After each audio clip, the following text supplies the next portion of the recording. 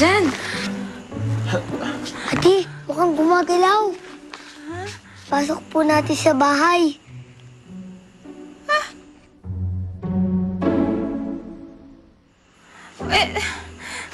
Ang kawawa naman eh. Tara. Pasok natin. Doon ka sa may ulo. Alalayan mo yung ulo niya. Mama. Tayo ho tayo. Kuya. Tayo po. Kaya niyo po ba? Sige ho. Ayan. JB, yung pinto. Ayan mo. Una ka na.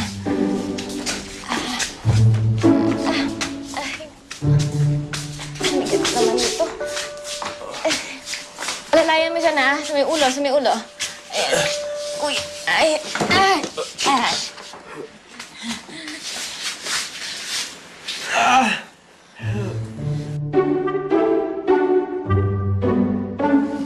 Diyos ko, hindi ko alam kung bakit mo ako napapahayag na ipasok yung taong yun dito. Paano kung killer yan? Kung hindi naman eh. Paano kung patayin tayo? Di goodbye world na talaga tayong dalawa. Tingnan mo nga kung meron siyang wallet o kaya cellphone man lang para makilala natin siya.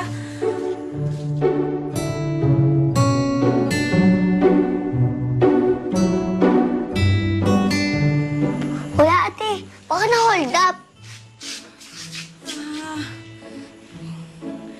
Teka, dito ka lang ha. Diyan ka lang. Kuha ako ng bimbo tsaka ng alcohol.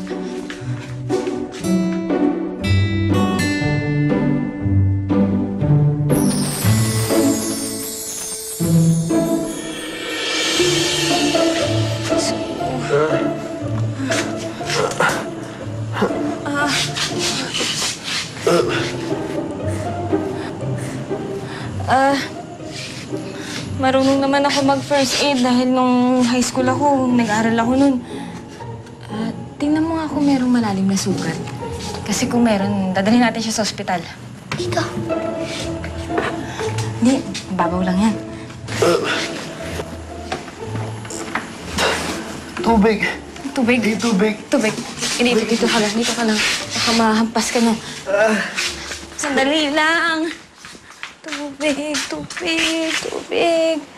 Tubig. Sorry po. Ito na po. Kuya, dito ka lang sa tabi ko. Dito ka lang. Tayo. Ayan. Tubig. Tubig.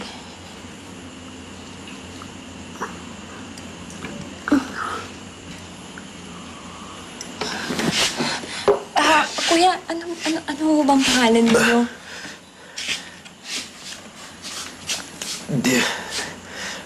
Dean.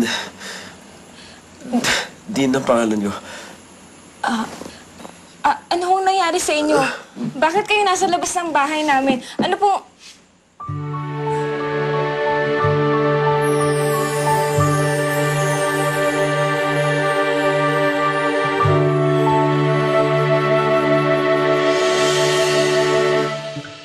Ito na yung 20 packs para sa mama mo. Kahit yung bayad, bukas na lang. Sige, salamat, Galay. Sige, ingat.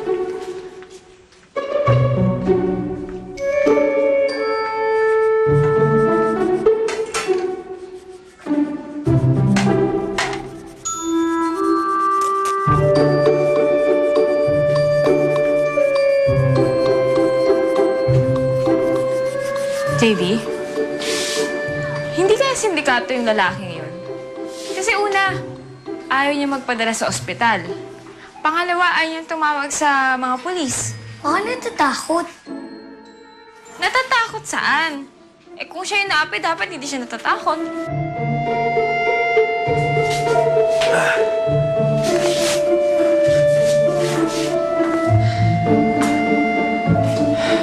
Nabiktima ako. Gusto mong umpo muna?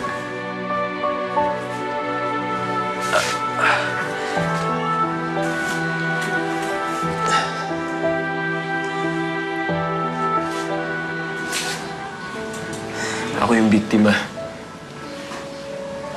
Nang ano po? Nakidnap ako. Tapos nakatakas ako.